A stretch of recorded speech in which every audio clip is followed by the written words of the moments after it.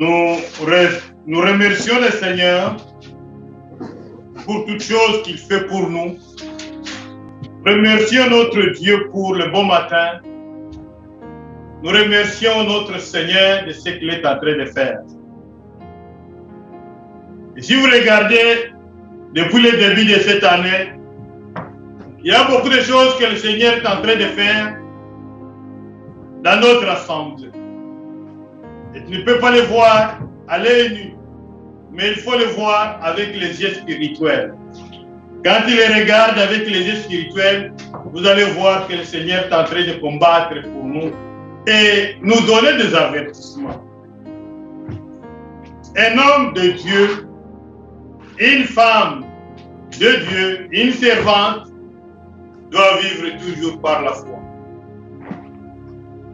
Et le dimanche passé, on nous a parlé de l'Église.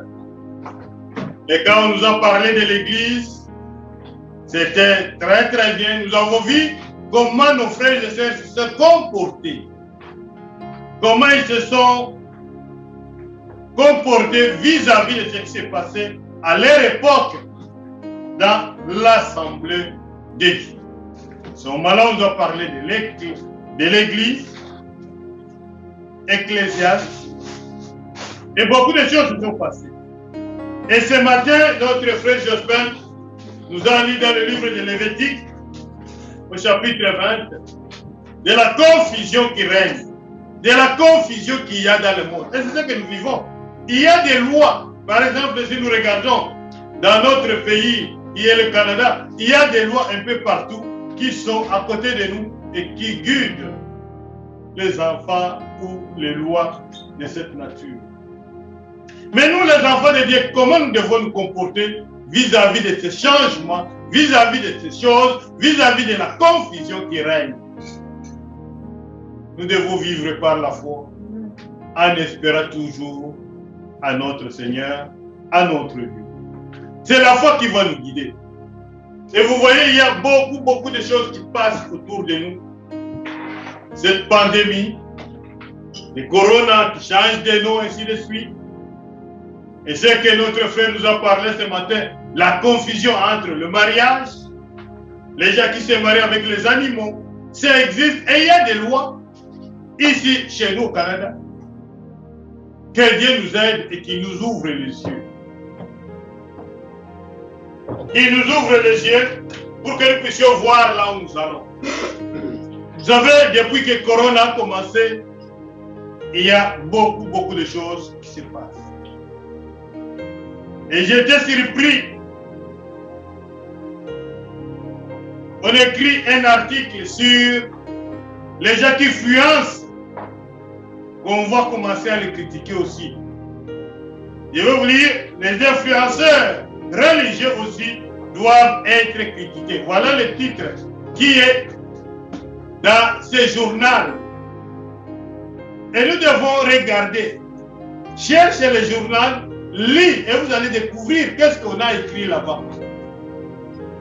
On pointe maintenant le doigt au pasteur et aux autres personnes qui donnent la parole de Dieu, qui donnent les directives aux enfants de Dieu, qui doivent faire attention. Alors aujourd'hui, on parle des gens qui sont en train d'influencer le peuple de Dieu. Et on sait, dans tous les pays du monde, il y a des enfants de Dieu, des croyants, et qui suivent la parole de Dieu. Je suis en train de prier que Dieu te fasse aussi une personne qui est fidèle au Seigneur, qui suit la parole de Dieu et qui aimerait vivre cette parole. Les influenceurs religieux aussi doivent être critiqués, doivent être pointés du doigt, doivent être regardés. Ce sont eux qui donnent des nouvelles directives au peuple de Dieu de ce qu'il faut faire et de ce qu'il ne faut pas faire. Et le gouvernement est en train maintenant de les regarder. Le journal est là, ma soeur. Le journal est là, mon frère.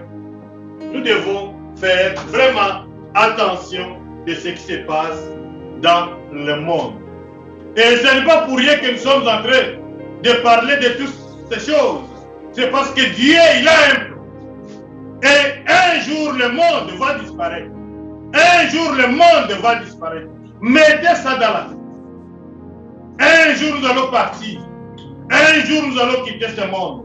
Et c'est pour cette raison que j'avais commencé un sujet que je n'ai pas terminé la fois passée. Et j'aimerais qu'on puisse continuer avec ça. Évangéliser. Évangéliser, nous avons défini, c'est parler de la parole de Dieu à quelqu'un qui le connaît. Et nous devons continuer vraiment à évangéliser parce que les gens sont dans une situation tellement critique. Il y a les gens qui ne sortent pas, il y a les gens qui ont peur, il y a beaucoup de choses qui se passent. Il y a des gens qui sont en train de se suicider, il y a des gens qui sont en train de traverser des moments tellement difficiles. Mais qu'est-ce que toi, tu es en train de faire, mon frère, ma soeur, toi qui as cette parole vivante, toi qui as cette parole qui peut guérir, évangéliser. Nous avons vu comment les amis peuvent influencer les gens. Nous avons parlé longuement sur les amis. Nous avons vu comment Paul a prêché la parole de Dieu.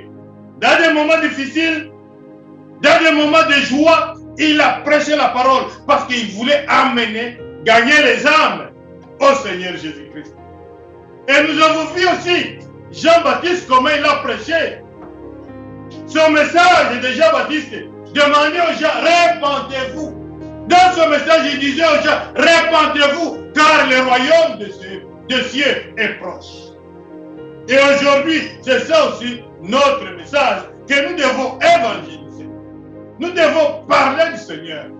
Ce n'est pas seulement se rencontrer et commencer à parler autre chose, mais nous devons avoir un temps là où nous allons parler de notre Dieu. Et aujourd'hui, nous allons aller sur le troisième point. Quand nous voulons évangéliser, quand nous voulons parler du Seigneur, quand nous voulons amener quelqu'un à notre Dieu, nous allons utiliser la même méthode que notre frère Paul il a utilisée. Et le troisième point est intitulé « Préparez et structurez votre témoignage ». Préparez et structurez votre témoignage. Et Paul, il a passé à revue. Veut dire, il a structuré son témoignage. Et le témoignage de Paul, il a structuré ça en trois parties. En trois parties. Pour amener quelqu'un, quand il a prêché au roi Agrippa, il a structuré son témoignage en trois parties. Je vais inviter notre frère Évariste, qui va nous lire dans le livre des Actes des Apôtres, chapitre 26, le verset 2 à 23. Actes des Apôtres. Nous allons lire dans le livre des Actes des Apôtres, chapitre 26, verset 2 à 23. Verset 2 à 23, nous lisons au nom de Jésus-Christ notre Seigneur. Amen. 2 et 3, nous lisons. Je m'estimerai, roi Agrippa, d'avoir aujourd'hui à me justifier devant toi de toutes les choses dont je suis accusé par les Juifs. Car tu connais parfaitement leurs coutumes et leurs discussions. Je te prie donc de m'écouter avec patience. Amen. Amen.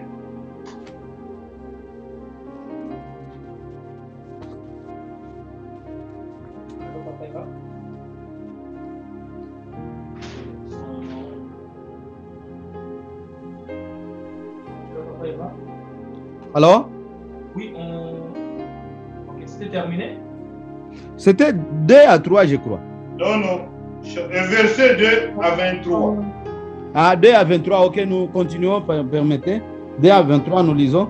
Car tu connais par ma vie dès le premier temps de ma jeunesse est connue de tous les Juifs, puisqu'elle s'est passée à Jérusalem au milieu de ma nation. Ils savent depuis longtemps, s'ils veulent le déclarer, que j'ai vécu pharisien selon la secte la plus rigide de notre religion. Ils Et maintenant, je suis mis en jugement parce que j'espère l'accomplissement de la promesse que Dieu a faite à nos pères et à laquelle aspirent nos 12 tribus qui servent Dieu continuellement, nuit et jour. C'est pour cette expérience, ô roi, que je suis accusé par les Juifs. Quoi? Vous semble-t-il incroyable que Dieu ressuscite les morts? Pour moi, j'avais cru d'avoir agi vigoureusement contre le nom de Jésus de Nazareth. C'est ce que j'ai fait à Jérusalem. J'ai jeté en prison plusieurs des saints ayant reçu ce pouvoir des principaux sacrificateurs. Et quand on les mettait à mort, je joignais mon suffrage à celui des autres. Je les ai souvent châtiés dans toutes les synagogues et je les forçais à blasphémer. Dans mes excès de fureur contre eux, je les persécutais même jusque dans les villes étrangères. C'est dans ce but que je me rendis à Damas avec l'autorisation et la permission des principaux sacrificateurs. Vers le milieu du jour, ô roi, j'ai vu en chemin resplendir autour de moi et de mes compagnons une lumière venant du ciel et dont l'éclat surpassait celui du soleil. Nous tombâmes tous par terre et j'entendis une voix qui me disait en langue hébraïque, « Saul, Saul, pourquoi me persécutes-tu » Il te serait dire de rigamber contre les aiguillons. Je répondis, « Qui es-tu, Seigneur ?» Et le Seigneur dit, « Je suis Jésus que tu persécutes. Mais lève-toi et tiens-toi sur tes pieds, car je te suis à Paris pour t'établir ministre et témoin des choses que tu as vues et celles pour lesquelles je t'apparaîtrai. Je t'ai choisi du milieu de ce peuple et du milieu des païens vers qui je t'envoie, en fait que tu leur ouvres les yeux pour qu'ils passent des ténèbres à la lumière et de la puissance de Satan à Dieu, pour qu'ils reçoivent la foi en moi, le pardon des péchés et l'héritage avec les sanctifiés. À conséquence, roi Agrippa, je n'ai point résisté à la vision céleste. Assez de Damas d'abord, puis à Jérusalem, dans toute la Judée et chez les païens, j'ai prêché la repentance et la conversion à Dieu avec une pratique d'œuvres dignes de la repentance. Voilà pourquoi les Juifs se sont saisis de moi dans les temples et ont tâché de me faire périr. Mais grâce au secours de Dieu, j'ai subsisté jusqu'à ce jour, rendant témoignage devant les petits et les grands, sans m'écarter en rien de ce que les prophètes et Moïse ont déclaré devant devoir arriver, savoir que le Christ souffrirait et que ressuscité le premier d'entre les morts, il annoncerait la lumière au peuple et aux nations. Comme il parlait aussi pour sa justification, Festus dit à haute voix, « Tu es fou, Paul, ton grand savoir te fait déraisonner. » « Je ne suis point fou, très excellent, Festus, répliqua Paul. Ce sont au contraire des paroles de vérité et de bon sens que je prononce. Le roi est instruit de ces choses et je lui en parle librement car je suis persuadé qu'il n'en ignore aucune, puisque ce n'est pas une cachette qu'elles se sont passées. Amen. Amen. Amen. Je pense que nous tous, nous avons suivi la lecture. Là où Paul est en train d'exposer le message, d'attirer le roi Agrippa et les gens qui étaient à côté. Ils sont exposés à trois choses. Et si vous regardez très très bien, si nous regardons du verset 4 au verset 11, Paul est en train de présenter sa vie païenne. Et à ce moment-là, on l'appelait Saul. Et il est en train de présenter qui était Paul, comment il faisait. Du verset 4 veut dire les trois stratégies qu'il faut mettre en place quand tu veux évangéliser quelqu'un. les 3 choses que tu dois faire, les stratégies à mettre en place, sont au nombre de 3. Et c'est ça que notre frère Paul a utilisé ici. Premièrement, il a fait quoi? Présenter qui nous étions et qui étaient nos centres d'intérêt et nos œuvres qui condamnaient devant Dieu, en mettant l'accent sur le point commun que nous pourrions avoir avec notre interlocuteur. Voilà ce que Paul commence à dire. Il présente les choses. Et comment il présente? Il dit, moi j'étais né en tant qu'Israélien. J'ai travaillé pour cette religion. J'ai tué les gens. J'ai fait tout. J'ai pensé que je suis en train de servir mon Dieu et pourtant j'étais en dehors de la volonté de mon Dieu. C'est pour cette raison, si vous regardez au verset 4, il nous dit ceci. Ma vie, de ma jeunesse et depuis le commencement, s'est passée en Jérusalem, au milieu de ma nation. Tous les Juifs le savaient. Ils me connaissaient depuis longtemps. S'ils veulent en témoigner, je vécu en pharisien selon le parti le plus rigide de notre religion. Voilà comment Paul commence à présenter la situation. Il dit, on me connaît très très bien. Aucune personne qui peut dire que moi je ne me connais pas. Moi j'étais aussi païen. J'ai œuvré pour cette religion. J'ai suivi ses lois. Et nous aussi, c'est ce qu'on demande. Quand nous voulons présenter d'abord, nous voulons parler à quelqu'un qui ne connaît pas le Seigneur, nous présentons nos vies, nos passés. Et là, quand nous lui présentons que nous étions des menteurs aussi, nous étions des voleurs, nous faisions ceci, je suis resté ici, dans cette ville de Gatineau, voilà ce que je faisais, parce que je ne connaissais pas le Seigneur. Et c'est ce que notre frère Paul, comme stratégie, est en train de présenter au roi Agrippa sa vie. Et nous tous, et vous qui me suivez, mes frères et sœurs, chacun a un passé. Chacun a une vie antérieure. Mais comment cette vie, on peut la présenter à une tierce personne? Et vous voyez notre frère Paul ici, en présentant dans ce chapitre, la première stratégie, il parle de sa vie. Il expose sa vie pécheresse. Et quand il expose sa vie pécheresse, c'est pour dire à l'autre, moi aussi j'étais comme ça. Moi aussi je faisais ceci. Et je croyais que je suis en train d'œuvrer dans une bonne direction. Mais j'étais en dehors de la volonté de Dieu. D'où Paul, il a préparé d'abord son message et il a structuré pour attirer les gens qui l'écoutaient. Voilà le premier point. Et si nous regardons, la deuxième partie commence au verset 12 à 18. Je vais demander à notre frère Eva de retourner encore là-bas. Qu'est-ce que Paul parle ici? Il est en train de raconter la rencontre avec le Seigneur Jésus-Christ. Comment il s'est retrouvé à côté. Et il nous dit très très bien dans ce passage, il a reçu l'autorisation, il a reçu la permission pour aller à Damas et exécuter tout le monde qui priait au nom de ce Jésus-là. Lui, il croyait qu'il est en train de faire une bonne chose. Voilà la deuxième partie. Nous devons maintenant présenter aux gens qui ne connaissent pas le Seigneur comment nous avons rencontré ce Jésus.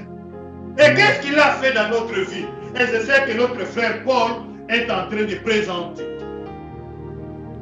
Frère Eva, si tu peux nous lire à partir du Alors, 12 et 13, nous lisons au 26e chapitre toujours. 12 jusqu'à 18, nous lisons. C'est dans ce but que je me rendais à Damas avec l'autorisation et la permission des principaux sacrificateurs vers le milieu du jour, ô roi. Je vis en chemin resplendir autour de moi et de mes compagnons une lumière venant du ciel et dont l'éclat surpassait celui du soleil.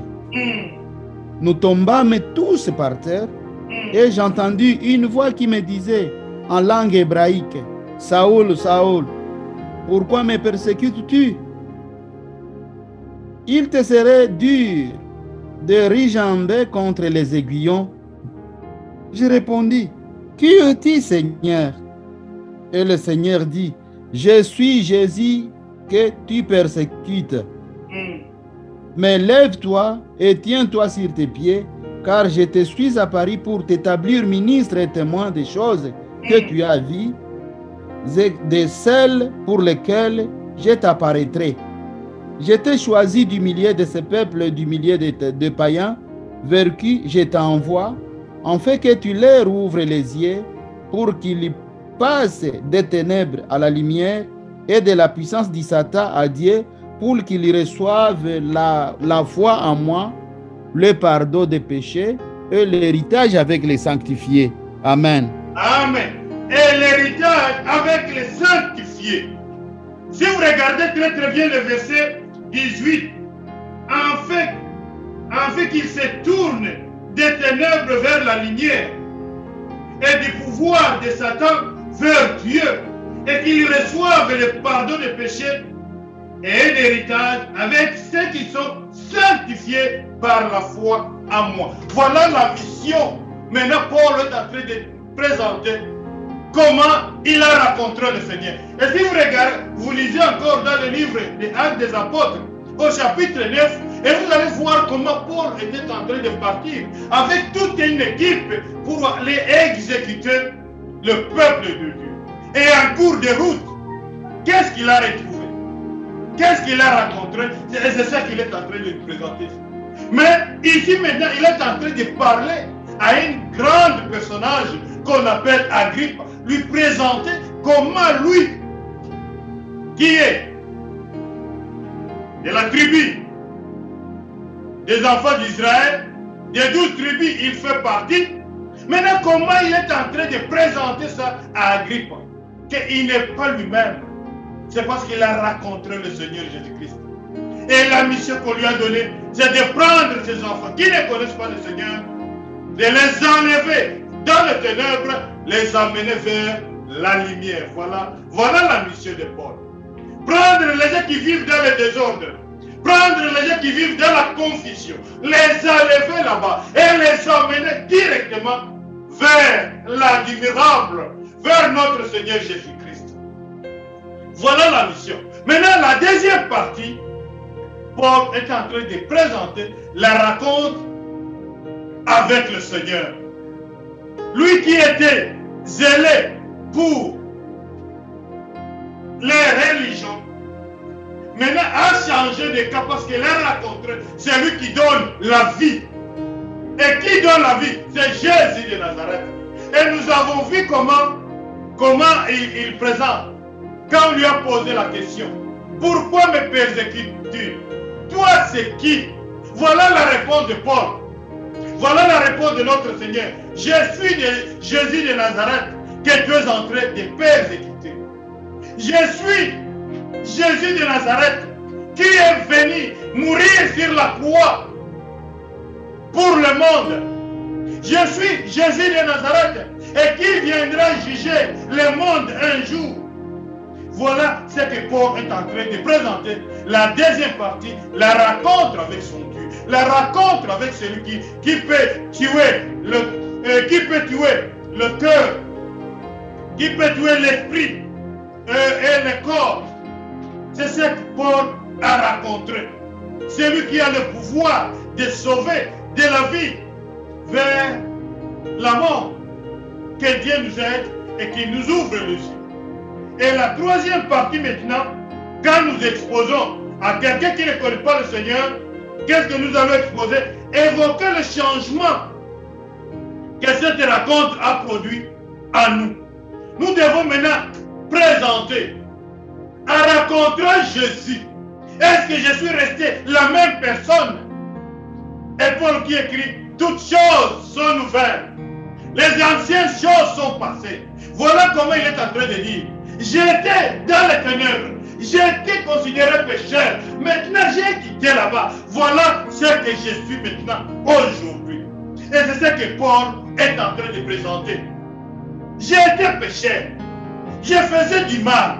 j'ai tué, j'ai fait ceci. Mais quand j'ai rencontré le Seigneur, il y a eu un changement dans ma vie. Et c'est comme ça, voilà la stratégie de Paul. Et c'est là que nous allons retrouver à partir du verset 19 jusqu'au 23e verset. Nous allons voir maintenant ce que Paul présente à notre frère Agrippa. Frère Eva, tu peux nous lire? Ok, nous lisons au 23 jusqu'à 19. Le 19e verset jusqu'à 23. 19e verset jusqu'à... À conséquence, roi Agrippa, je n'ai point résisté à la vision céleste, à celle de Damas d'abord, puis à Jérusalem, dans toute la Judée et chez les païens, j'ai prêché la repentance et la conversion à Dieu, Amen. avec la pratique d'œuvres dignes de la repentance. Amen. Voilà pourquoi les Juifs se sont saisis de moi dans les temples et ont tâché de me faire périr. Mais grâce au secours de Dieu, j'ai subsisté jusqu'à ce jour, rendant témoignage devant les petits et les grands, sans m'écarter en rien de ce que les prophètes et Moïse ont déclaré devoir arriver. Savoir que le Christ souffrirait et que, ressuscité le premier d'entre les morts, il annoncerait la lumière au peuple et aux nations. Amen. Amen. Voilà maintenant le message. Après avoir rencontré le Seigneur, après avoir eu, il présente maintenant au roi Agrippa que je ne pouvais pas résister aux choses que j'ai vues quand j'ai rencontré ce Jésus de Nazareth. Je ne pouvais pas dire non. Je suis allé là-bas aveuglément. Et c'est comme ça qu'il dit au verset 19, à conséquence, ô roi Agrippa, je n'ai pas désobéi à la vision céleste, mais à celle de Damas d'abord, puis de Jérusalem, dans tout le pays de Judée, puis aux païens. J'ai annoncé la repentance et la conversion à Dieu avec la pratique d'œuvres dignes de la repentance. Maintenant, qu'est-ce que Paul est en train d'exposer? Il dit, je parlais de la repentance. Je disais aux gens, il faut sortir là-bas, vous êtes des morts, vous êtes déjà morts, mais quittez là-bas pour venir à notre Dieu, là où vous allez trouver la vie. Voilà ce que Paul est en train de donner. La stratégie de Paul. Et nous aussi, nous pouvons prendre cette même stratégie et parler à nos frères et sœurs qui sont à côté de nous, pour qu'ils quittent là où ils sont, pour revenir à notre Dieu.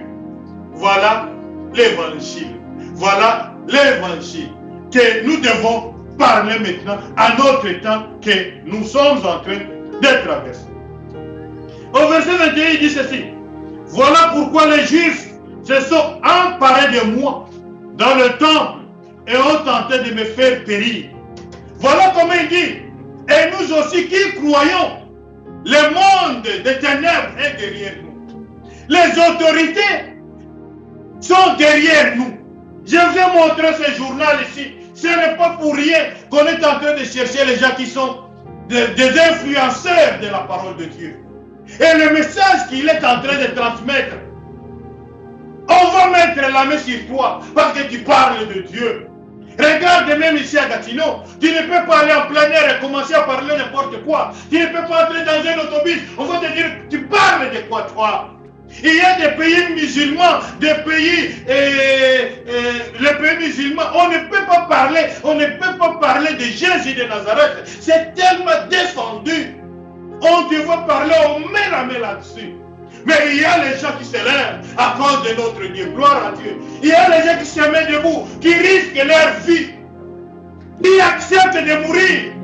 Et c'est pour cette raison que je vous ai déjà dit que notre Bible ici est remplie du sang. Parce qu'il y a les gens, après avoir reçu le Seigneur Jésus-Christ, ils ne restent pas bouche fermée.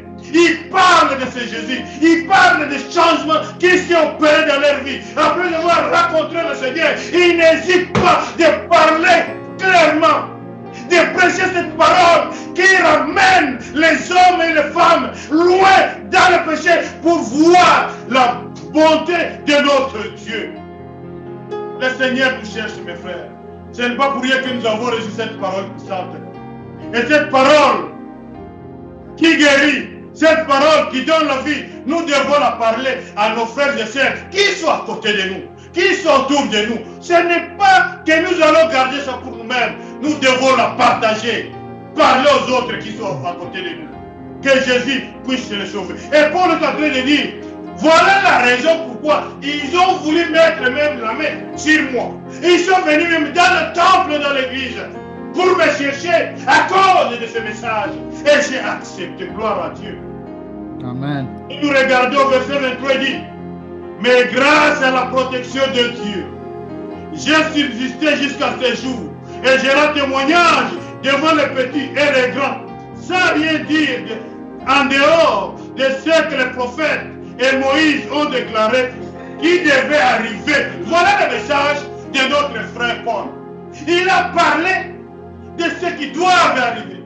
Il a parlé des messages des prophètes. Il a parlé de ce que les Moïse ont déclaré qui devait arriver. Gloire à Dieu. Il n'a pas caché. Il est resté fidèle. Parce qu'il est Dieu. Parce qu'il avait un message qu'il devait remettre à notre monde d'aujourd'hui. Et nous, Paul n'est plus là. Il attend la résurrection des morts. Mais moi et toi, nous sommes encore là. Nous avons cette mission de parler de ce qui est arrivé quand nous avons rencontré notre Seigneur Jésus-Christ. Au verset 23, il nous dit, c'est-à-dire que le Christ souffrirait et que ressuscité le premier jour d'entre les morts. Il a annoncé la lumière au peuple et aux païens, gloire à Dieu. Est-ce que toi tu parles de la lumière que Dieu nous a donnée? Est-ce que tu parles de notre Seigneur aux gens qui ne le connaissent pas? Mais Paul n'a pas eu peur, même devant le roi, il a parlé de ce Dieu.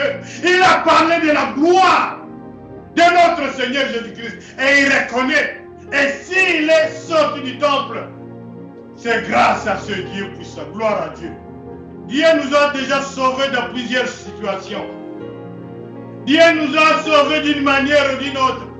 Peut-être tu allais mourir, mais Dieu t'a ressuscité, t'a fait élever là. Est-ce que nous témoignons à Dieu? Est-ce que nous témoignons aux gens qui sont à côté de nous? Si moi je suis vivant aujourd'hui, c'est grâce à ce Dieu. Gloire à Dieu. Mais Paul n'a pas oublié de témoigner. Voilà les trois stratégies. Les trois stratégies, si je peux les résumer, parler de notre vie ancienne. Deuxième chose, nous devons parler de notre rencontre avec Dieu.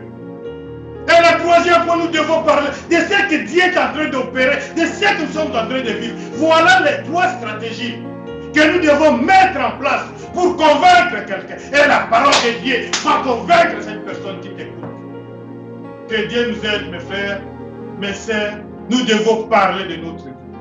Là où tu travailles, là où tu vois l'école, et un peu partout, nous avons l'occasion que la personne, mais nous parlons de notre vie ancienne. Voilà les trois stratégies que Paul a mis en place pour convaincre, pour parler de ce Dieu qui est notre médecin et docteur qui nous sauve. Amen. Le quatrième point. Après préparer et structurer notre témoignage, le quatrième point, nous devons planifier et saisir les opportunités. Nous devons planifier et saisir les opportunités que Dieu mettra sur notre porte. Planifier l'évangélisation pour nous-mêmes est donc une stratégie biblique efficace à condition de veiller à respecter la volonté de notre Dieu. Nous allons lire dans le livre des Actes des Apôtres, chapitre 8, versets 5 à 7. Actes des Apôtres, chapitre 8, versets 5 à 7. Nous lisons dans le livre des Actes des Apôtres, chapitre 8, versets 5 à 7. Nous lisons au nom de Jésus notre Seigneur. Amen. Philippe étant descendu dans la ville de Samaria, Amen. il prêcha le Christ. Les foules tout entières étaient attentives à ce que disait Philippe. Lorsqu'elles apprirent et virent les miracles qu'il faisait. Car des esprits impurs sortirent de plusieurs démoniaques en poussant de grands cris, et beaucoup de paralytiques et de boiteux furent guéris. Et il y eut une grande joie dans cette ville.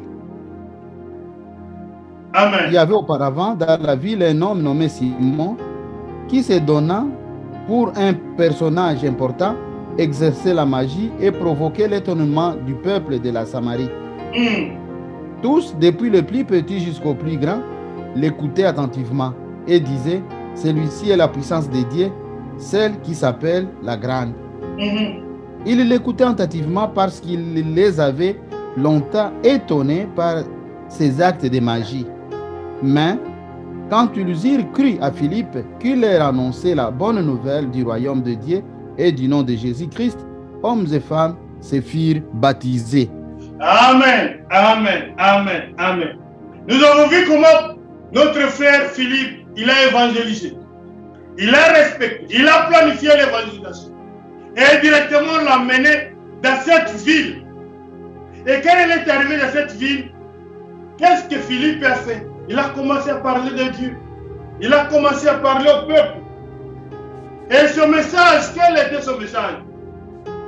La Bible nous dit, Philippe descendit dans une ville de la Samarie. Il prêchait le Christ. Les foules, d'un commun accord, s'attachaient à ce, disait Philippe, en prenant et voyant le miracle qu'il faisait. Car des esprits impurs sortaient de beaucoup de démoniaques, en criant d'une voix forte, beaucoup de paralytiques et boiteux qui étaient guéris. Voilà ce que Philippe faisait. Il a prêché et il y a des miracles qui s'étaient opérés. Les paralytiques marchaient, les boiteux marchaient. Et la même chose, nous allons voir que le serviteur de Dieu, quand il prêchait, on disait, les dieux sont descendus, ils sont descendus du ciel. Nous sommes avec de Dieu envoyé ce que le Saint-Esprit opérait. Que Dieu nous aide, mes frères. Mais là aussi, il y avait une personne qui pratiquait de la magie, qui faisait de sa magie. Mais il était confus. Mais quand Philippe a prêché, les gens se sont détournés. Parce qu'ils ont reçu une parole puissante et la parole qui guérit. Gloire à Dieu. Que Dieu nous aide. Et ils ont vu qu'on nous induisait en erreur. Nous devons retourner à notre véritable Dieu qui est Jésus de Nazareth. Et qu'est-ce que toi tu fais, mon frère, ma soeur? Les gens sont en train de partir sans connaître le Seigneur. Même dans nos familles, il y a les gens qui partent sans connaître le Seigneur. Mais quel est notre rôle, mon frère, ma soeur? Ce n'est plus le temps de vivre dans les chicanes, dans les couples avec les chicanes. Si vous avez suivi l'introduction quand notre frère Jospin nous a parlé dans Lévitique 20, vous allez voir, lisez tous ces chapitres. Vous allez voir beaucoup de choses qui se passent actuellement dans nos maisons, dans nos familles, à l'extérieur. Là, nous allons retrouver la même chose. Mais un enfant de Dieu ne va pas fermer la bouche. C'est pour cette raison que nous avons dit que la bouche est là pour parler, est là pour dire les miracles de notre Seigneur Jésus-Christ. Que Dieu nous aide, que le Seigneur nous purifie. Dans l'acte des apôtres, vraiment il y a beaucoup de choses, il y a beaucoup de stratégies. Qu'est-ce que nous pouvons faire pour ramener nos bien-aimés dans le Seigneur, ceux qui sont loin et ceux qui pratiquent les choses qui ne glorifient pas notre Dieu. Et notre Dieu nous aime et il a un plan pour toi. Il a un plan pour toi. Mais mets-toi au travail et vous allez voir ce que le Seigneur va opérer dans nos vies. Et le cinquième point, comme j'avais dit, qu'il y a 5 points que nous allons parler. Et le cinquième point, c'est la prière. La prière. Nous devons prier pour nos bien-aimés qui se sont convertis. Et nous allons voir dans le livre des Actes des Apôtres, versets 14, 21 à 23. Actes des Apôtres, chapitre 14. Là, nous avons beaucoup de choses que nous allons lire. Actes des Apôtres, chapitre 14, versets 21 à 23. Nous lisons dans le livre des Actes des Apôtres, chapitre 14, 21 à 23, au nom de Jésus, nous lisons. Amen.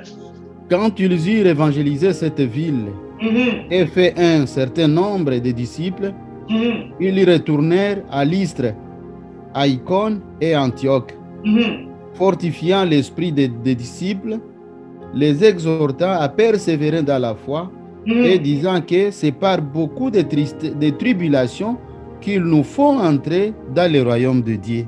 Amen. Amen. Amen. Nous voyons comment notre frère est en train de dire, après avoir prêché, après avoir évangélisé, ils n'ont pas abandonné ces gens-là sur la rue. Ils n'ont pas laissé les sorts de ces gens à eux-mêmes. Qu'est-ce qu'ils ont fait? Au verset 23, au verset 22, il nous dit, ils affermissaient l'âme des disciples, les exhortant à demeurer dans la foi. Et disaient, c'est par beaucoup de tribulations qu'il faut entrer dans le royaume de Dieu. Amen. Amen. Ils donnaient des enseignements. Ils affermissaient en les enseignant et en leur montrant clairement que nous devons entrer dans le royaume de notre Dieu. Ce n'est pas parce que nous sommes sauvés que nous n'allons pas encore mourir, que nous n'allons pas encore tomber malades, que nous n'allons pas avoir de difficultés. Nous allons avoir des difficultés. Et c'est pour cela qu'il est en train de souligner, je vous demanderai de souligner le verset 22, qu'avec beaucoup de tribulations, avec beaucoup de peines, avec beaucoup de situations autour de nous, que nous devons entrer dans le royaume de Dieu. Amen. Et les disciples leur montraient clairement qu'après avoir souffert, après avoir traversé le haut et le bas, c'est à ce moment-là nous serons. Et notre Jésus nous dit ceci, le monde ne m'a pas aimé. Et vous qui croyez en moi, le monde ne va pas vous aimer.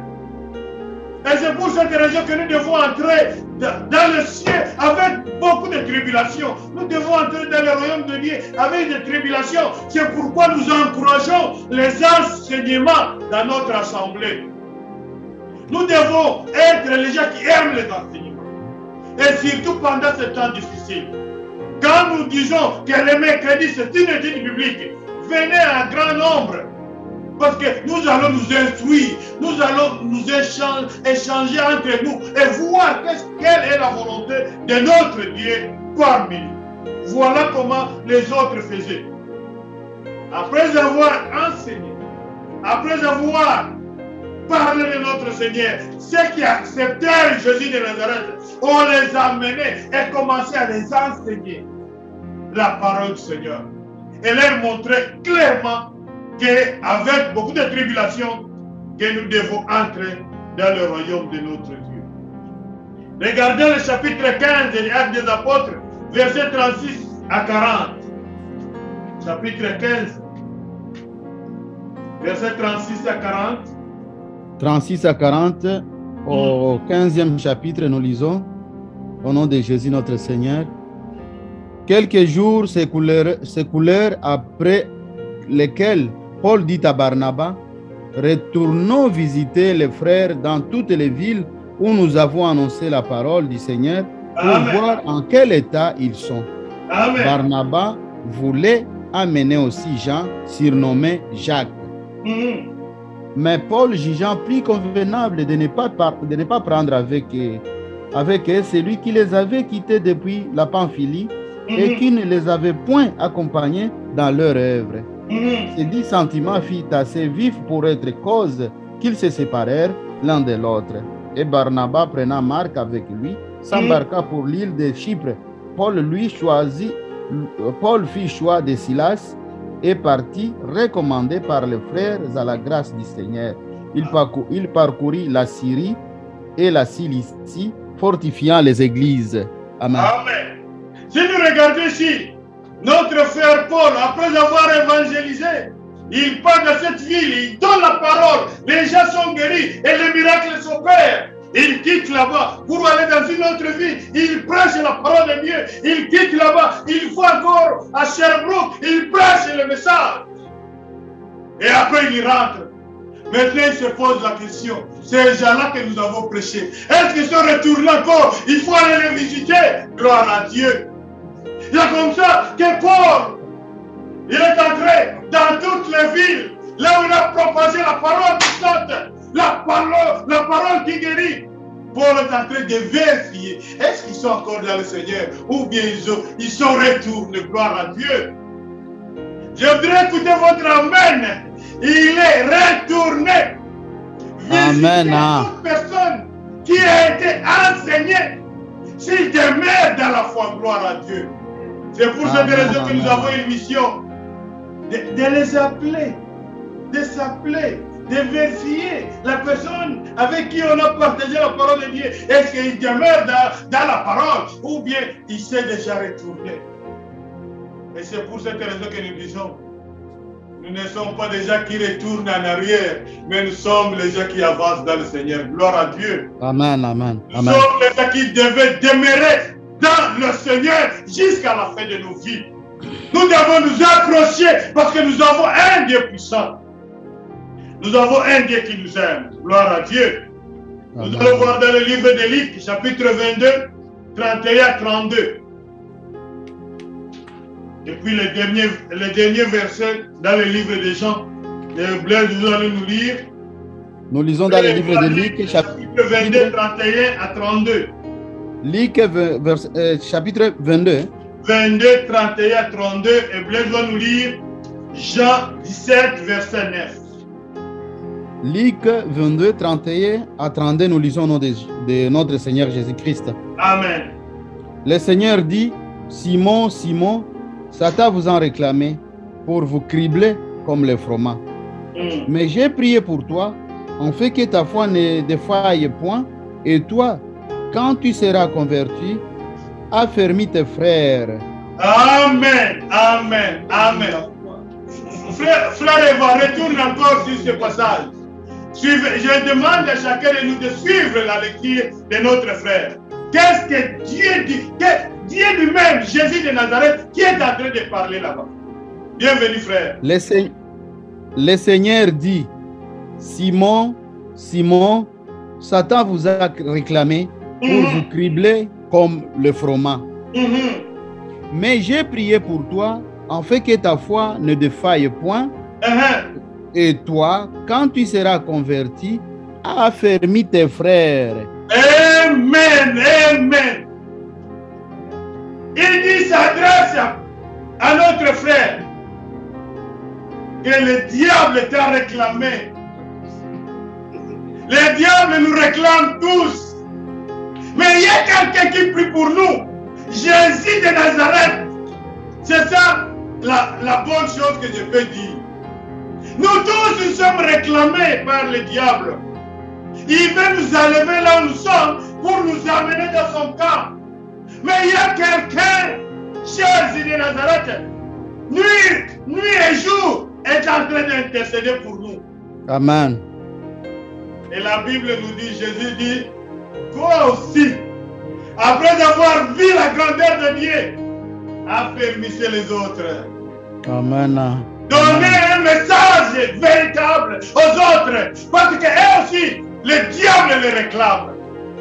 En d'autres termes, c'est prendre à la main en disant, Seigneur, regarde-nous avec les yeux de la compassion. Nous devons prier les uns aux autres. N'oublie pas ton frère, n'oublie pas ta soeur dans la prière. Et c'est pour cette raison, si le Seigneur te touche, te demande de prier pour tel, n'hésitez pas, prie pour lui. Peut-être le diable est en train de le réclamer. Au nom de Jésus de Nazareth, que ce soit notre vie pendant ce temps difficile, que nous devons prier pour les uns et pour les autres. Parce qu'il y a quelqu'un qui nous réclame. Mais il y a un intercesseur véritable, Jésus de Nazareth, qui est en train de prier nuit et jour pour nous. Et nous devons continuer à le faire. Gloire à Dieu. Frère Blaise, dans Jean chapitre 17, verset 9, qu'est-ce que le Seigneur est en train de faire pour nous? C'est pour eux que je prie. Je ne prie point pour le monde, mais pour ceux que tu m'as donnés. Amen, amen. Parce qu'ils sont à toi. Jésus de Nazareth dit, je ne prie pas pour le monde, mais je prie pour ce peuple que tu as choisi, que tu as mis à ma disposition. Nous sommes à la disposition de notre Dieu et Dieu est en train d'intercéder pour chacun de nous. Il est en train de prier pour son église. Il est en train de prier pour son épouse qu'il viendra prendre ici sur la terre. Mais nous devons être prêts et savoir il y a quelqu'un qui ne sommeille pas. Il y a quelqu'un qui ne ferme pas les yeux. Il est en train de prier jour et nuit pour nous. Pour que quand la trompette va sonner, que nous puissions le rejoindre dans les heures. Que Dieu nous aide. Que Dieu nous donne la capacité. Au nom de Jésus de Nazareth, nous devons être les gens reconnaissants envers notre Dieu. Et pour terminer, nous allons lire dans le livre de 2 Timothée chapitre 4 au verset 2. Nous lisons dans le livre de la lettre de frère Paul à Timothée, 2 Timothée chapitre 4. 4e chapitre, verset 2. Nous lisons au nom de Jésus. Je vais commencer au verset 1, frère. 2 Timothée chapitre 4 au verset 1. 1 à 3. Ok, nous lisons au nom de Jésus. 2 Timothée chapitre 4, verset 1 à 3. Je te conjure devant Dieu et devant Jésus-Christ, qui doit juger les vivants et les morts, et au nom de son apparition et de son royaume, prêche la parole, insiste à toute occasion favorable ou non, reprend, censure, exhorte avec toute douceur et en instruisant. Car il viendra un temps où les hommes ne supporteront pas la saine doctrine, mais ayant la démageaison d'entendre des choses agréables, ils se donneront une foule de docteurs selon leurs propres désirs. Amen. Amen, amen, amen. Si vous regardez cette lettre de Paul à son fils dans la foi que nous appelons Timothée, ce message que Timothée demande à Timothée de prêcher la parole de Dieu. Et cette parole, c'est pour toi, mon frère, c'est pour toi, ma soeur. La parole de Dieu doit être prêchée par n'importe qui est devenu disciple de Jésus de Nazareth. Et vous et moi, nous sommes des disciples. Et comme nous sommes des disciples, nous devons prêcher la parole de Dieu. Dans les moments non favorables et les moments que nous appelons favorables. Nous devons parler de ce Jésus. Qu'est-ce qu'il a fait pour nous dans nos vies? Nous n'allons pas laisser les autres le faire à notre place. Et nous serons payés pour cette œuvre que nous allons faire. Nous serons remboursés. Nous aurons une couronne de ce que nous allons faire en amenant une âme à notre Seigneur Jésus-Christ. C'est pour cette raison que notre frère Paul est en train de dire à Timothée, prêchez la parole de Dieu. Insiste en toute occasion. Si vous avez de l'occasion, de l'opportunité, parle de ce Dieu, de ce qu'il a fait dans ta vie. Parle de notre Seigneur, de notre Sauveur, de ce qu'il a fait pour nous. La mission qu'il a menée ici sur la terre, c'est toi qui vas le montrer aux gens qui ne le connaissent pas. Dans les moments difficiles ou dans le temps de joie, tu dois prêcher la parole de Dieu. Mais il dit quelque chose. Il arrivera un temps, et c'est notre temps d'aujourd'hui, au verset 3. Il dit car il viendra un temps où les hommes ne supporteront plus la saine doctrine. Les gens seront allergiques à la parole de Dieu. Et nous sommes en train de le voir. Nous sommes en train de le vivre. Comment les gens n'aiment plus la parole de Dieu. Moi et toi, qu'est-ce que nous allons faire? Que Dieu vous aide là où vous êtes. Je vais vous demander, mon frère, ma soeur, inclinons notre tête. Quand notre frère Blaise va nous donner un chant, écoutez ce chant attentivement et nous allons prier que chacun de nous puisse dire à notre Dieu, donne-moi la capacité, Seigneur. Nous avons peut-être dit que moi je ne mérite pas. Je vais commencer par vous. Aujourd'hui, Dieu nous a donné des stratégies que nous devons faire. Du Seigneur, donne-moi la capacité. Il y avait beaucoup de gens que tu as mis à ma disposition. Aide-moi que je puisse leur parler de ta vie, de ce que tu as fait sur la croix de Golgotha. Au nom de Jésus de Nazareth, regarde ton Seigneur sur la croix, de ce qu'il a fait pour toi. Nous voyons comment Paul, après avoir expérimenté la bonté du Seigneur, il dit ceci: j'ai pensé que ce sont de bonnes choses que je trouve, mais à cause de la connaissance de Dieu, je les trouve comme de l'amour. C'est parce qu'il a marché avec Dieu. Il a fait son expérience. Il a fait sa relation. Il a changé son cœur. Il dit, je ne peux pas abandonner mon Dieu. Jusqu'à la fin, je vais le suivre. Je suis envoyé, je suis un instrument qui est envoyé dans les pays. Je suis envoyé ici au Canada seulement pour croiser les bras, pour manger seulement dans mon lac et oublier la mission que le Seigneur m'a donnée. Dis à ton Dieu ce soir, ce matin, Seigneur, fais-moi grâce que je puisse parler de toi envers mes amis, mes frères et sœurs, mes collègues, de travail de l'école, que je puisse leur parler de toi. Commencez à prier. Entre-temps, notre frère va nous donner un cantique et nous allons prier tous pour dire, Seigneur, fais-moi que je puisse être un instrument.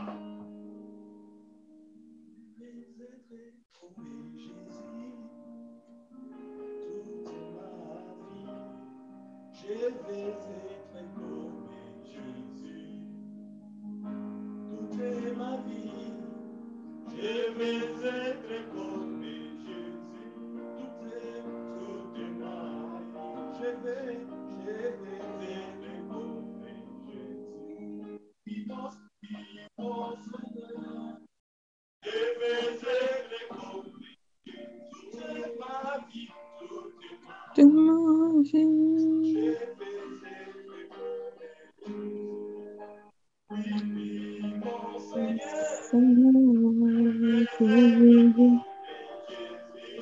ma vie. Je vais être comme Jésus.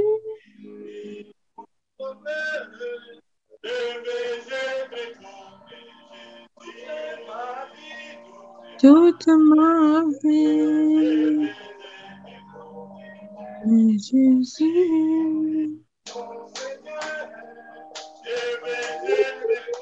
Comme Jésus, toute ma vie, comme Jésus, toute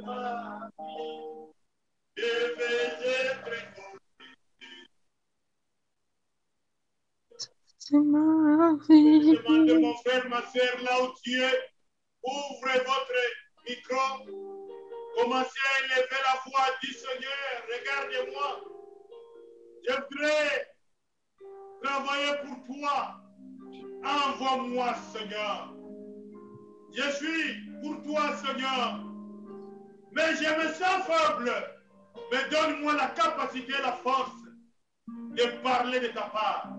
Prions le Seigneur. Seigneur, nous te bénissons, nous te rendons grâce. Toi qui es Dieu, notre Seigneur. Nous te levons, le roi des rois. Seigneur, Te disons merci pour toutes choses que tu fais. Je suis faible, Seigneur.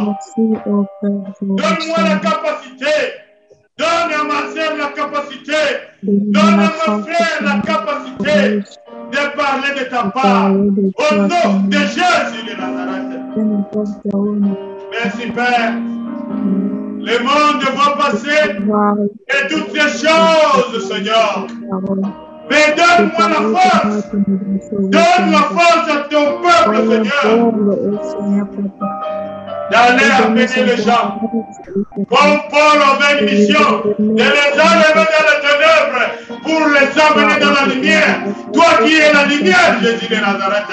Aide à ma soeur, aide à mon frère de faire cette œuvre glorieuse pour toi, Seigneur. Au nom de Jésus de Nazareth.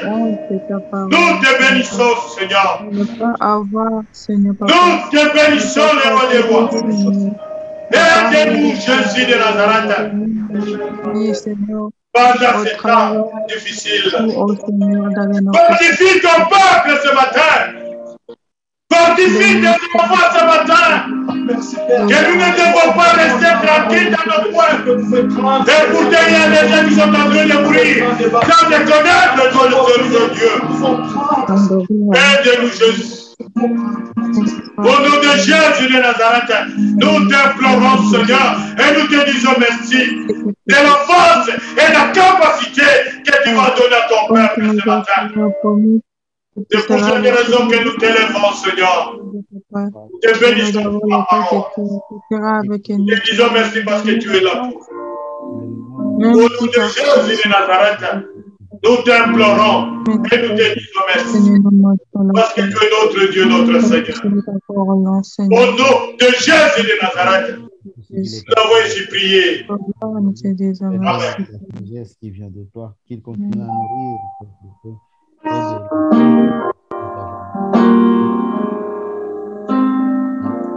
Le Saint-Esprit est parmi nous. Il est parmi nous. Il est parmi nous. Le Saint-Esprit est parmi nous. Il est parmi nous. Il est parmi nous. Il est parmi nous. Saint-Esprit est parmi nous. Il est parmi nous. Il est parmi nous. Il est parmi nous. La gloire de Dieu est parmi nous. Il est parmi nous. Il est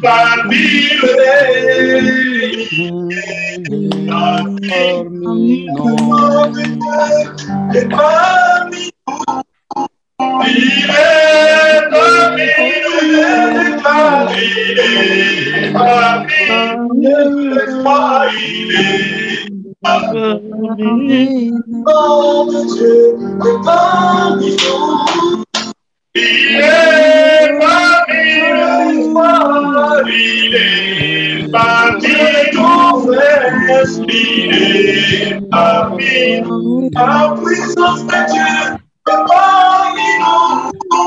Il est parmi nous.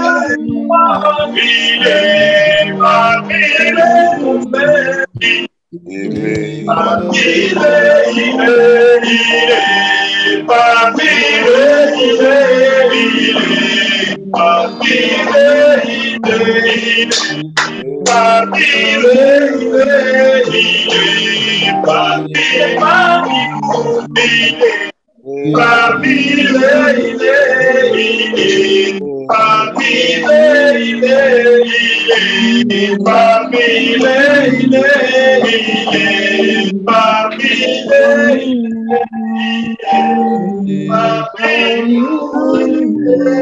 Il est parmi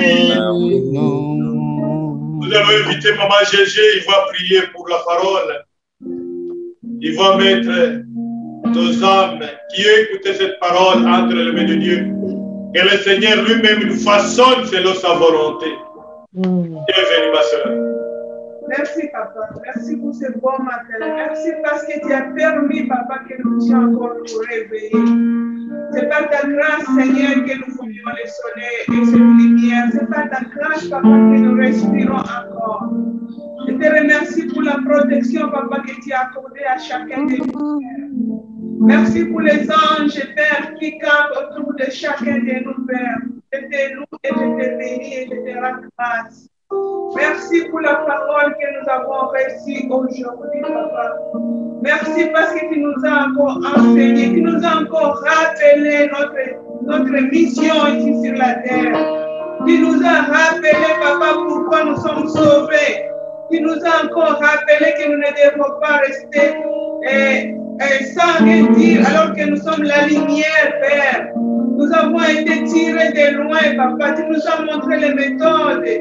Comment nous devons être avec les noms, ceux qui n'ont pas la lumière, ceux qui ne sont pas encore sauvés. Parce que quand tu es venu sur la terre, Seigneur Jésus, ton Père t'a envoyé afin que quiconque croit en toi ne périsse point, mais qu'il ait la vie éternelle. Amen. Tu fais que tout le monde soit sauvé. Et l'instrument que tu as maintenant, c'est nous, Papa. C'est nous qui sommes ta bouche. Il dit, continue à nous utiliser, Seigneur, et apprends-nous à nous disponibiliser, Papa, pour que nous puissions vraiment faire tout ce que nous pourrons faire. Que nous soyons au bon moment et au bon endroit, Papa. Merci parce que tu es au contrôle et tu vas continuer, Papa, à nous utiliser. Merci pour cette belle parole, Papa. Je te remercie, Seigneur. Fais que ça puisse produire des fruits en chacun de nous. Que les fruits que ça va produire puissent demeurer, Papa. Oh, sois loué, Papa. Sois béni, sois glorifié. Merci pour ton Esprit Saint, Papa, qui a touché le cœur de chacun de nous. Merci